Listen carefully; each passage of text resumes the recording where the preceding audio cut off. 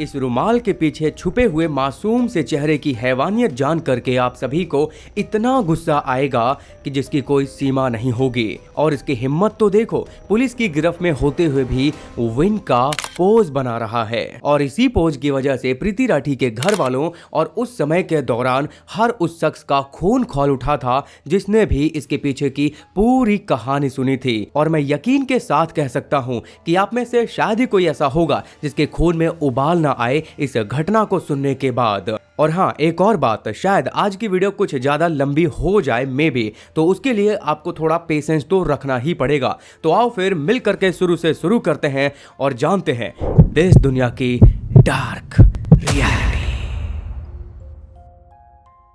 तो ये कहानी शुरू होती है प्रीति राठी नाम की एक प्यारी सी लड़की से जो कि दिल्ली की रहने वाली थी। और उसने सालों की कड़ी मेहनत करके उस सपने को साकार किया था जिसका उसे खुद और उसके माता पिता को इंतजार था, यानी कि वो अब लेफ्टिनेंट नर्सिंग के रूप में चुनी जा चुकी थी। और उसी के ज्वाइनिंग के लिए अब उसे 1 मई 2013 को ज्वाइनिंग करने के लिए जाना था। अब इतनी बड़ी अचीवमेंट थी तो इसीलिए उसके चाचा चाची और उसके पिता भी उसे छोड़ने के लिए मुंबई आते हैं। और इसीलिए 1 मई 2013 को वो दिल्ली के निजामुद्दीन स्टेशन से मुंबई बांद्रा के लिए रवाना होते हैं। इधर प्रीति राठी और उसका पूरा परिवार बहुत खुश था और वो अब अपने सपने की ओर बढ़ती जा रही थी। देरी थी बस उस सपने को महसूस करने की, उसे धारण करने की। पर अफसोस, नियति को कुछ और ही मंजूर था।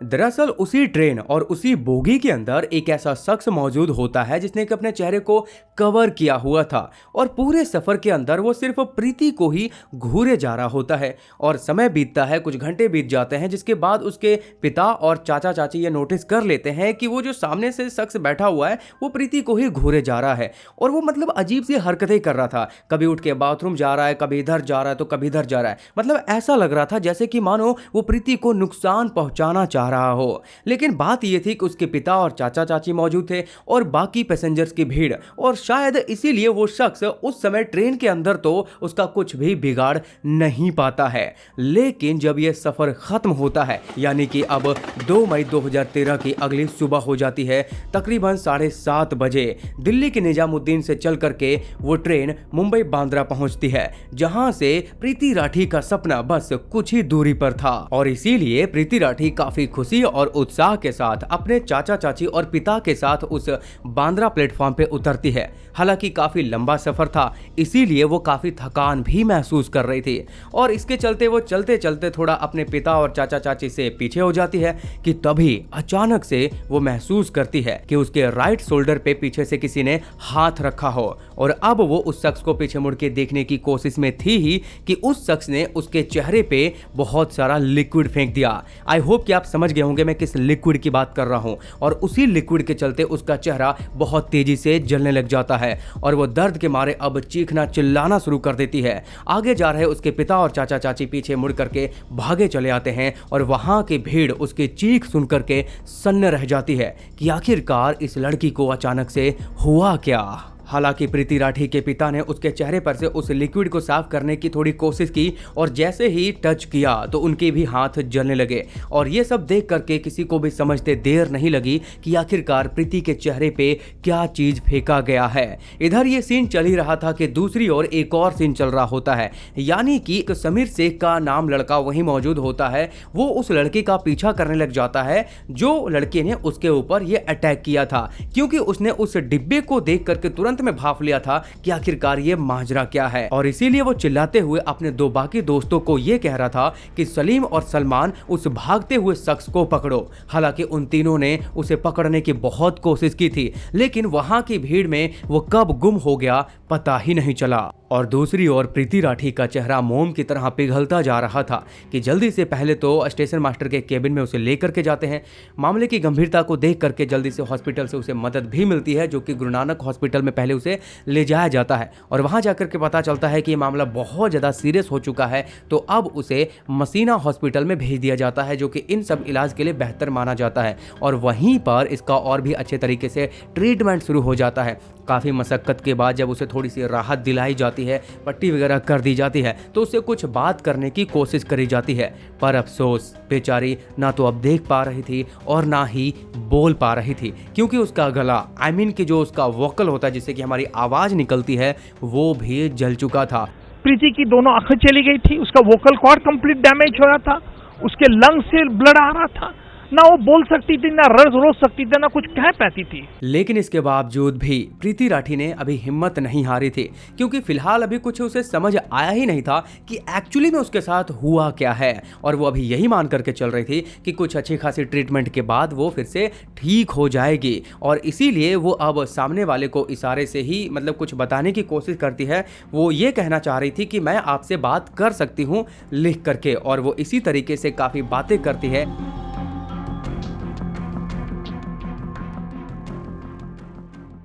और वहीं दूसरी ओर पुलिस वाले उस शख्स की तलाश में थे जिसने इस घटना को अंजाम दिया था, और इसीलिए उस स्टेशन की फुटेज खंगाली जाती है जहां पे ये वारदात हुई थी। तो वहां पे कुछ ऐसी फुटेज निकल के आती है जो कि ये शख्स भागता हुआ नजर आता है, और इसी फुटेज के तर्ज पे एक पिक्चर ड्रॉ करी जाती है जो कि मतलब क्लियर नहीं दिख रहा होता है कैमरे में, इसीलिए एक फोटो तैयार करी जाती है स्केचिंग से, और इसी के बुनियाद पर अब उसकी तलाश शुरू हो जाती है। काफ़ी कोशिश करने के बाद भी पुलिस वालों के फिलहाल तो कुछ हाथ नहीं लगता, और ये उस समय मीडिया में बहुत तेजी से खबर फैल रही थी कि प्रीति के साथ ऐसी ऐसी घटना हुई है, जिसके चलते लोगों में आक्रोश भर गया और लोगों ने प्रदर्शन भी किया और ये मांग करी कि कैसे भी करके जल्दी से जल्दी उस शख्स को पकड़ करके कड़ी से कड़ी सजा दी जाए। पर अफसोस पुलिस वाले लाख हाथ पैर मार रहे थे, लेकिन उन्हें कोई भी क्लू नहीं मिल रहा था कि इसी दौरान प्रीति की छोटी बहन तनु को पवन नाम के एक शख्स ने कॉल किया। अब पवन वो शख्स होता है जो कि प्रीति को पहले से ही अच्छे से जानता था, यानी कि दोनों की जान पहचान थी। तो पवन ने प्रीति राठी की छोटी बहन तनु को कॉल करके ये कहा कि तुम्हारी बहन अब किस हालत में है, वो ठीक है भी या नहीं। और ये बात तनु अपने पिता अमर सिंह राठी को बता देती है कि पवन नाम के लड़के ने मुझे कॉल किया था और वो दीदी के बारे में पूछ रही थी। और अब उसका पिता यानी कि अमर सिंह राठी ये सारी बातें पुलिस को बता देता है कि इस लड़के का कॉल आया था और ये ऐसे ऐसी बातें कर रहा था। ये बात सुन करके पुलिस वालों का थोड़ा दिमाग घूमता है और उन्हें लगा कि हो ना हो इस क्राइम को, इस घटना को अंजाम देने वाला हो सकता है कि पवन ही हो। और अब इसीलिए बिना किसी देरी के पुलिस वाले अपनी एक टीम बनाती है और पवन की तलाश में जुट जाती है।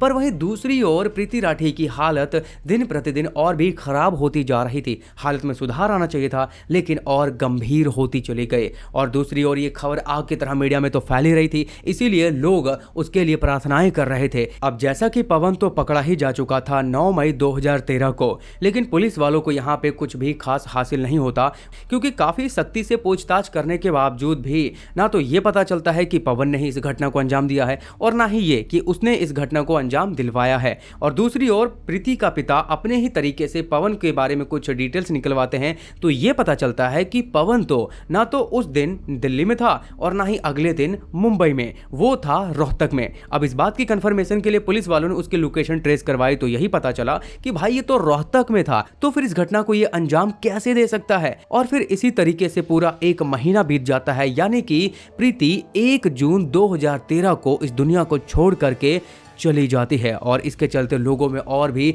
आक्रोश भर आता है। फिलहाल पुलिस वाले प्रीति राठी को बहुत ही सम्मान पूर्वक के साथ उसके घर पहुंचवा देते हैं, लेकिन अब प्रीति के घर वाले ही प्रीति का दाह संस्कार करने से इनकार कर देते हैं और लोगों के साथ मिलकर के प्रदर्शन करते हैं, क्योंकि अभी उनकी एक मांग थी। मांग ये थी कि अब इस केस की investigation central bureau of investigation यानी कि CBI द्वारा करवाई जाए, जिसके बाद कोर्ट के द्वारा इस मांग को भी एक्सेप्ट कर लिया जाता है और इस केस में इन्वॉल्व होती है CBI। और उसके बाद उसके घर की इन्वेस्टिगेशन करी जाती है, आसपास के फिर लोगों से पूछताछ भी करा जाता है। और पूछताछ के दौरान ही एक बहुत बड़ा खुलासा होता है कि अंकुर नाम का एक लड़का होता है जो कि उसी का पड़ोसी होता है, कोई दूर का नहीं, उसका पड़ोसी, जो कि प्रीति राठी को काफी समय से तंग कर रहा था और वो हर बार उसे शादी का प्रस्ताव रखता था उसके सामने कि वो उसे शादी कर ले। लेकिन प्रीति राठी तो अपने कैरियर को लेकर के बहुत ज्यादा सीरियस थी, वो नहीं चाहती थी इन पचड़ों में पड़ करके अपना समय और कैरियर बर्बाद करना, इसीलिए वो हर बार उसकी बातों को सीरियसली नहीं लेती थी और मना कर देती थी,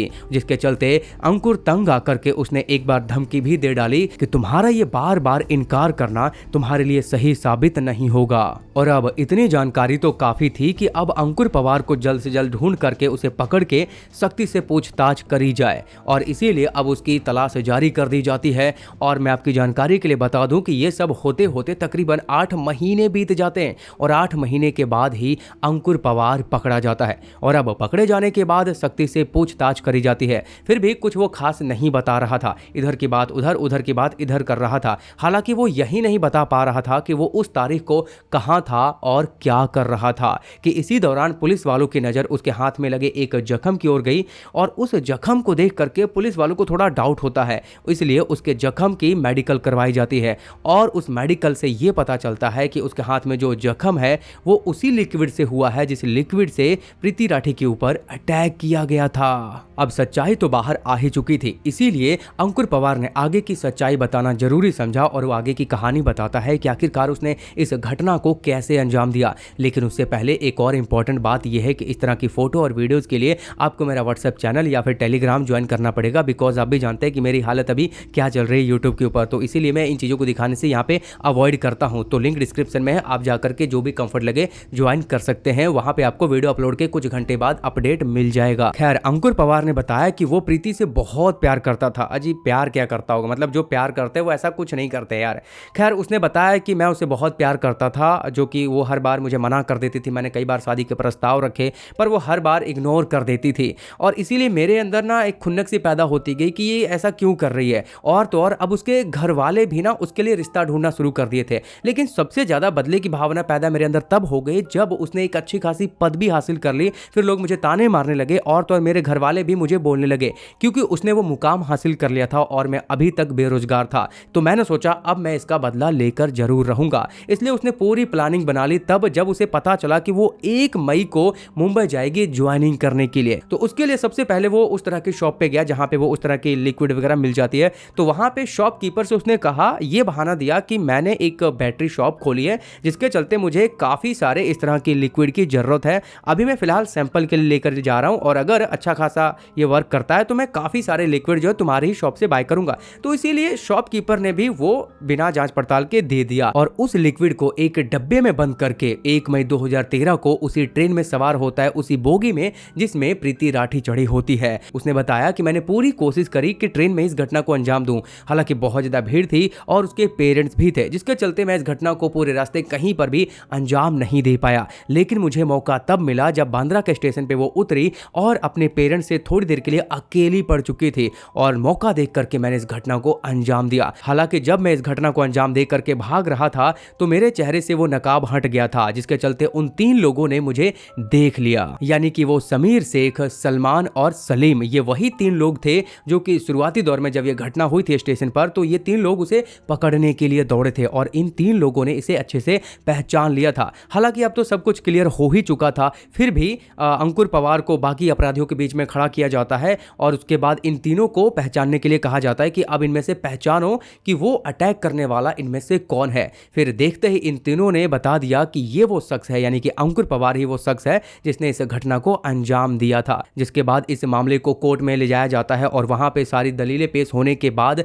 पहले तो अंकुर पवार को फांसी की सजा सुनाई जाती है, और ये इतिहास में पहली बार ऐसा हुआ था जहां पे इस तरह के अटैक के लिए सामने वाले को फांसी की सजा सुनाई गई थी। पर आगे चल के होता यह है कि इस दावे को, यानी कि ये जो सजा सुनाई गई थी, फिर हाई कोर्ट में अपील कर दिया जाता है। सजा सुनाने के बाद भी फिर इस सजा को ना आगे दलीलें पेश करके कुछ तोड़ मरोड़ के फिर इस सजा को उम्र कैद की सजा में तब्दील कर दिया जाता है। बाकी आप इसकी इस तरह की फोटोज देख करके ये तो अंदाजा लगा ही सकते हैं कि ये कितना क्रूर रहा होगा, और इसे बिल्कुल भी जरा सा भी शर्म नहीं है, ना ही कोई बैड फीलिंग्स है कि इसने कुछ गलत भी किया है। और तो और इसने जख्म पे नमक छिड़कने का काम किया है ऐसी सेल्फी खिंचा करके। आपको कितना बुरा लग रहा है ये देख करके, कितना गुस्सा आ रहा है, मुझे कमेंट करके बताओ। बाकी देखो, इस तरह की मानसिकता वाले कभी भी प्यार नहीं कर सकते, बस वो मतलबी इंसान होते हैं, वो अपना मतलब निकालना जानते हैं, और जब मतलब नहीं निकलता है तो फिर वो ऐसी घटनाओं को अंजाम देते हैं। तो मैं आप सभी से यही कहना चाहूंगा, माताओं बहनों से, कि देखो जब भी आपको इस तरह का कोई पर्सन मिलता है जो बिना बात को आपको तंग करता है, तो आपको पहले ही एक्शन ले लेना चाहिए, वरना जब वो एक्शन लेगा तब तक बहुत देर हो चुकी होगी। खैर, इस तरह के अपडेट के लिए यार चैनल को सब्सक्राइब कर लो, एंड देन फॉलो कर लो मुझे इंस्टाग्राम पे, जहाँ पे मैं रेगुलर अपडेट रहता हूँ। तो फिर मिलते हैं किसी और नई वारदात के साथ, तब तक के लिए जय हिंद।